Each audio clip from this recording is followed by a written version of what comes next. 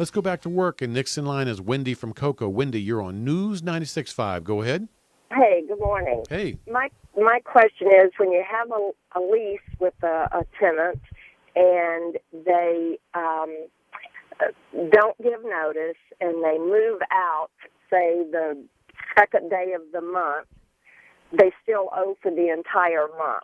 Is that correct with Florida law? Wendy, for that, I'm going to turn you over to Attorney Rob Solomon. So what Wendy's talking about is somebody breaking their lease and moving out in the middle of the night. What happens Which then, is Rob? actually pretty common. Happens a lot. So let's assume they have a year's lease, for example, and the money was due on the first of the month. You didn't get paid, and they moved out. They certainly owe that month. They might owe subsequent months as well if their lease is for a year, if you are unable to rent. So in other words, you have a duty to mitigate, meaning to try to re-rent it. But if you can't re-rent it and there was a lease and they bugged out on the lease, they would have not only this month's rent, but subsequent month's rent as well that would be due. Well, Rob, I think the good news for Wendy probably is that this would be a situation where she could probably consider the property to be abandoned and she could retake possession without going to court.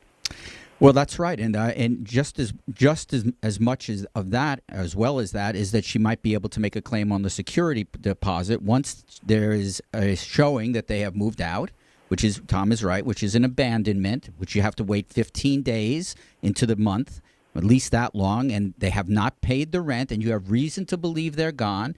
You can retake possession of the premise. Now you have a situation where they've bugged out on the lease. You would then make a claim on the security deposit pursuant to security deposit law. And if they didn't respond, which I'm kind of guessing they might not, then you could take the security deposit. Hey, Rob, how often do you have to break the news to landlords, the bad news that to sue a former tenant is hard, difficult, often not worthwhile? So if Wendy's thinking, hey, I'll just sue my tenants for the money they owe me, got to give her the bad news, that's probably not going to be successful. Right. So that's a common part of our discussion, which is the futility of chasing tenants. That's the bad news. Here's the good news, which is get a good security deposit. A lot of landlords believe that security deposit can only be 1 month. That is wrong. It can be as much as the market will bear. And so the thing that makes you sleep good at night if you're a landlord is not the notion that you'll ever collect a judgment. It's the notion that you have a good security deposit. Thank you, Rob. We appreciate it.